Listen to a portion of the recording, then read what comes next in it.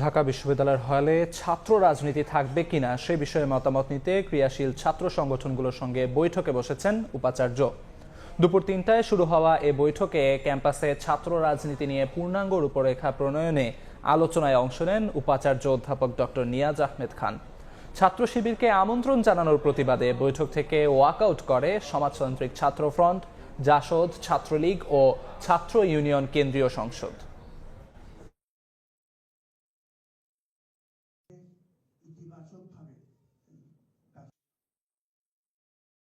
গণহত্যাকারী সংগঠন ঢাকা বিশ্ববিদ্যালয়ে তার কার্যক্রম পরিচালনার এখতিয়ার রাখে না।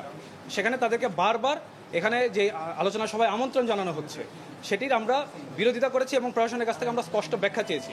সম অধিকারের ভিত্তিতে ডাকসুকে সামনে রেখে হল পর্যায়ে তাদের ডাকসু কেন্দ্রিক যে কর্মকাণ্ড সেটি যেন তারা চালু রাখতে পারে। একান্ত প্রয়োজন এবং গুরুত্বপূর্ণ যে ভূমিকা ছাত্র সংগঠনগুলো পালন করতে হবে, আদারওয়াইজ ডাকসু তো অসম্পূর্ণ হবে, করা সম্ভব হবে না।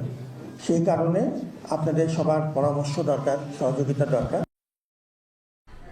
এই মুহূর্তে ঢাকা বিশ্ববিদ্যালয়ে আছেন সহকর্মী আদনান তুর্য, সরাসরি যাচ্ছি তার কাছে।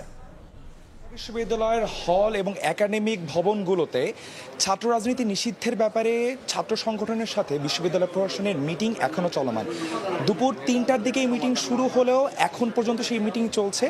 ঠিক কিছুক্ষণ আগে 10 মিনিটের নামাজের বিরতি দেওয়া হয়েছিল।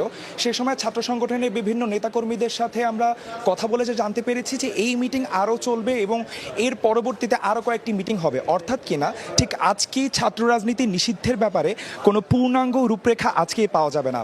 মিটিং শুরুর প্রথমেই উপাচার্য নিয়াজ আহমেদ খান আমাদেরকে জানিয়েছিলেন যে গত 1 বছর ধরে ঢাকা বিশ্ববিদ্যালয়ের শান্তিপূর্ণ অবস্থা বিরাজ করলো। ডাকসু কেন্দ্র করে ছাত্রদল যখন তাদের হলগুলোর কমিটি দেয়, সাধারণ শিক্ষার্থীরা এতেই বিক্ষুব্ধ হয়ে ওঠে এবং তার পরবর্তীতে তারা আসলে মৌখিকভাবে জানিয়ে দিল যে না, পূর্বের প্রজ্ঞাপন অনুযায়ী ছাত্র রাজনীতি নিষিদ্ধ রয়েছে। তারপরেও ছাত্র সংগঠনগুলোর সাথে আলোচনা করে একটি পূর্ণাঙ্গ রূপরেখার কথা তারা গতকালকে রাতেও জানিয়েছিলেন। গতকালকে তারা একটি বৈঠক করেছেন, তারপরে কোনো সিদ্ধান্ত আসেনি এবং আজকে প্রায় 23টি সংগঠনের সাথে তারা আজকে মিটিং করছেন এবং ইতিমধ্যে আসলে এর মধ্যে 3টি সংগঠন ওয়াকআউট করেছে। গণহত্যার দায়ে শিবির অভিযুক্ত করে তাদেরকে আসলে বাংলাদেশ ছাত্র ইউনিয়নের একাংশ, ছাত্র ফ্রন্টের একাংশ এবং বাংলাদেশ জাসদ ছাত্রলীগের একাংশ আসলে ওয়াকআউট করেছে। আমরা জানতে পেরেছি এর মধ্যে বাংলাদেশ ছাত্র শিবিরের যারা রয়েছেন তারা আসলে একাডেমি এবং হল এরিয়ায় তারা আসলে ছাত্র রাজনীতি চান না।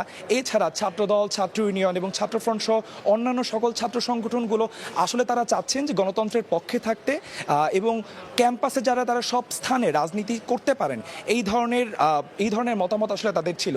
এটা যদি প্রেক্ষাপট বলতে চাই, গত পরশুদিন রাতে আসলে মধ্যরাতে রোকেয়া হলের ছাত্রীরা প্রথম গেট ভেঙে বের হয়ে আসে এবং তারপরে অন্যান্য হলের শিক্ষার্থীরাও কিন্তু তাদের সাথে এসে যোগ দেন। তারা বারবার জানাচ্ছিলেন যে যদি হলগুলোতে আবারও ছাত্র সংগঠনগুলো তাদের রাজনীতি চলমান রাখে তাহলে ছাত্রলীগের মতো সেই পুরনো গেস্ট রুম এবং হল নিয়ন্ত্রণ ফিরে আসতে পারে।